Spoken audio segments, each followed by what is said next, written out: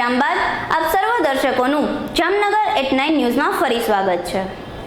હવે જોઈએ આગળના સમાચારો।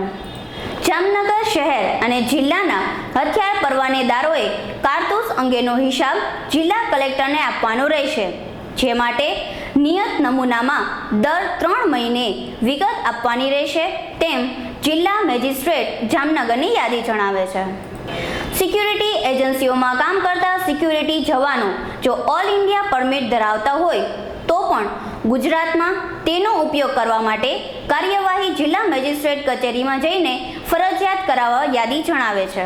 જામનગર પાસેનું કોંઝા ગામ તેની સ્વચ્છતા અને પ્રગતિ માટે ખૂબ જ પ્રસિદ્ધ છે।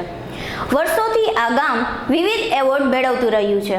તેને સ્વસ્થ ગામ સ્વચ્છ ગામનો ₹50,000નો પુરસ્કાર મળ્યો છે।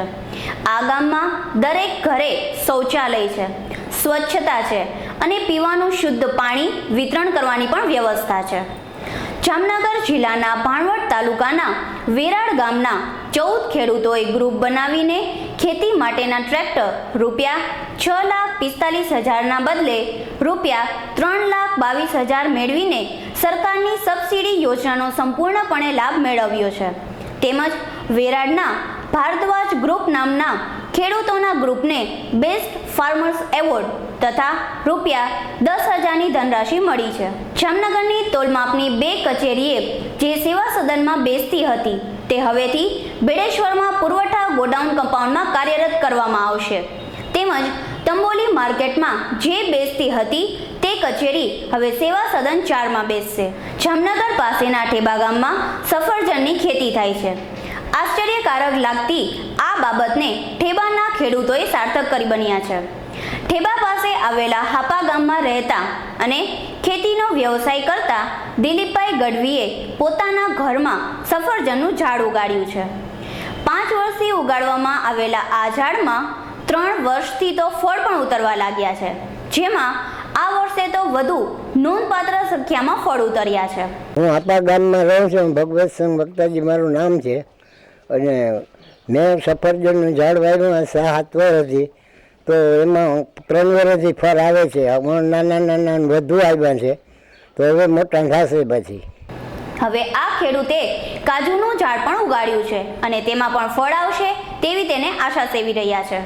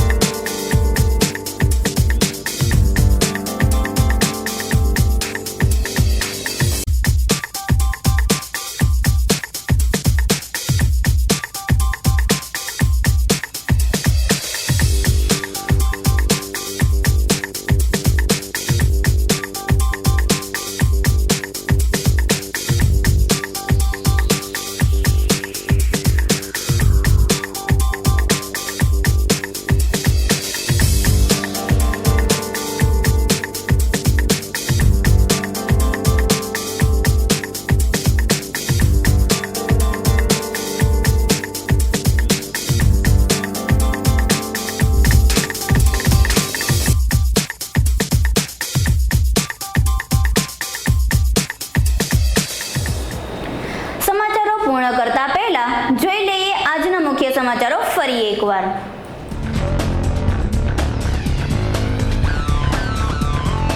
જામનગરમાં મ્યુનિસિપલ કમિશનર દ્વારા સપાટાની શરૂઆત, ઢોર માલિકોને તાકીદ, સફાઈ કામગીરીનું જાત નિરીક્ષણ.